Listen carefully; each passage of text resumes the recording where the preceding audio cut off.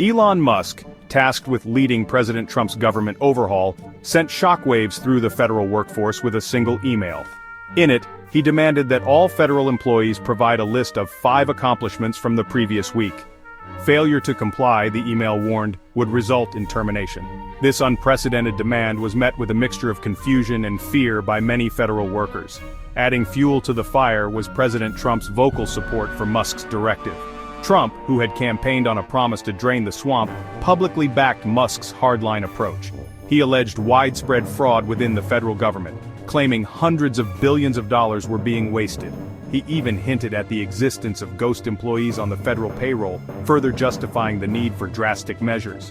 The Office of Personnel Management, OPM, the agency responsible for federal human resources, muddied the waters further.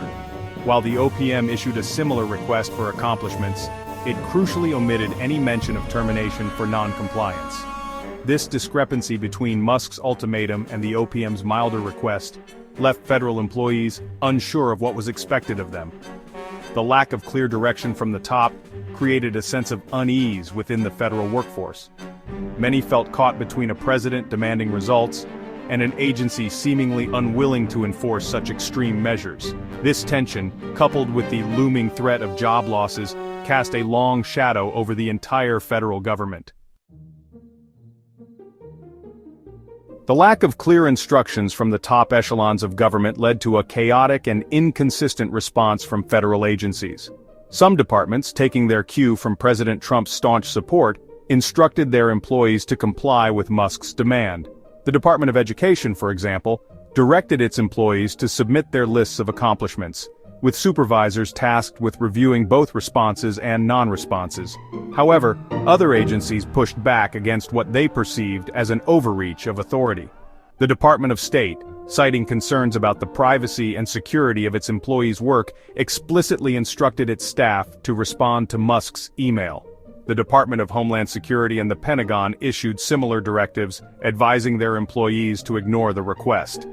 Adding to the confusion, the Justice Department also advised its employees against complying with Musk's demand. Officials within the Justice Department argued that the sensitive nature of their work, which often involves ongoing investigations and confidential informants, made it impossible to publicly disclose accomplishments on a weekly basis. This patchwork of responses highlighted the deep divisions within the federal government over how to handle Musk's ultimatum.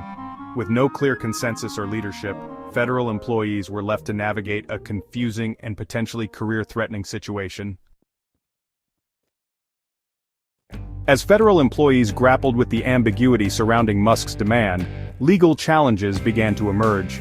The Office of Special Counsel, an independent agency tasked with protecting federal employees from prohibited personnel practices, raised serious concerns about the legality of firing probationary workers for failing to comply with Musk's request. The firing of Hampton Dellinger, the head of the Office of Special Counsel, further escalated the legal battle. Dellinger, who was removed from his position after publicly criticizing Musk's demand, filed a lawsuit alleging wrongful termination. His case, which argued that his firing was a direct attack on the independence of the Office of Special Counsel, was quickly picked up by legal experts as a potential test case for the limits of executive power. The lawsuit against Musk himself, filed on behalf of a group of federal employees, alleged that his demand constituted one of the most massive employment frauds in history. The lawsuit argued that Musk, by demanding accomplishments under threat of termination, was creating a hostile work environment and violating the rights of federal employees.